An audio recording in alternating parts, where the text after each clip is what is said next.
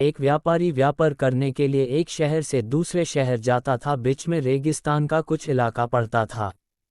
वह आदमी एक नेगेटिव सोच वाला इंसान था। हमेशा शिकायत करता रहता था कि मेरे पास ये नहीं है, वो नहीं है, इसकी कमी है, उसकी कमी है।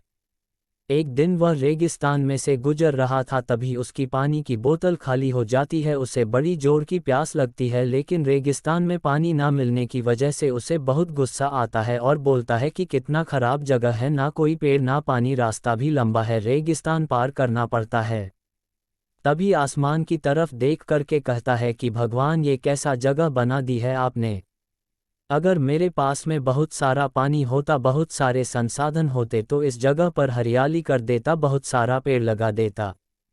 वह आदमी ऊपर देखकर ये सब बातें कह रहा होता है और ऐसा लग रहा था कि जैसे ऊपर वाले से जवाब का प्रतीक्षा कर रहा हो कि भगवान कुछ कह दे। अब चमत्कार ये हुआ कि वह जैसे ही नीचे देखा, उसे अपने आंखों के सामने एक कुआं दिखाई दिया। वह पूरी तरह से घबरा गया, क्योंकि उसने कभी भी उस रेगिस्तान में कुआं नहीं देखा था।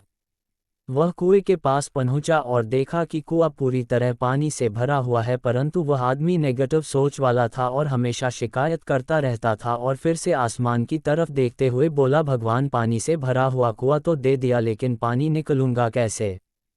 तो इस बार जब वह नीचे देखा तो फिर से चमत्कार हुआ। उसे कुएं के पास रस्सी और बाल्टी दिखाई दी, लेकिन आदमी फिर से ऊपर देखा और बोला, भगवान, अब इस पानी को ले जाऊंगा कैसे।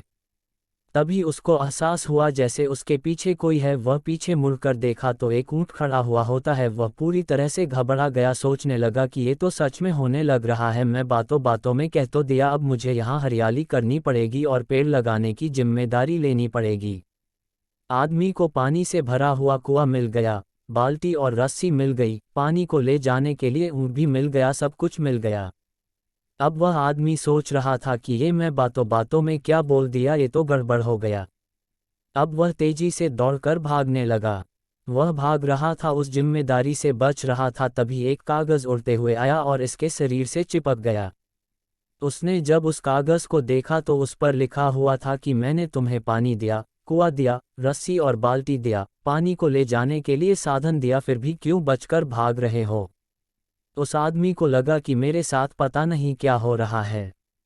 वह दौड़ते दौड़ते रेगिस्तान को पार कर लिया, लेकिन उस रेगिस्तान को हरा भरा नहीं बनाया। ये कहानी हमें सिखाती है कि हम में से बहुत सारे लोग ये कहते हैं कि बड़े स्कूल में पढ़ लिया होता या बड़े कॉलेज में चला गया होता तो ये कर लेता, अगर मेरे पास बहुत सारा पैसा होता तो ये कर लेता, मेरा बॉस मेरा साथ नहीं देता है, नहीं तो मैं पता नहीं क्या कर देता। हम हमेशा शिकायतें ढूंढा करते हैं, अपनी जिम्मेदारी से बचकर भाग रहे होते हैं। ये कहानी हमें सिखाती है कि लाइफ में हम जो कुछ भी कर रहे हैं 100% जिम्मेदारी हमारी है कि उस काम को बिना किसी शिकायत के पूरा करें। तो दूसरों पर दोष देना, उनकी गलतियां बताना बंद कीजिए, अपनी गलतियों को सुधारना शुरू कीजिए।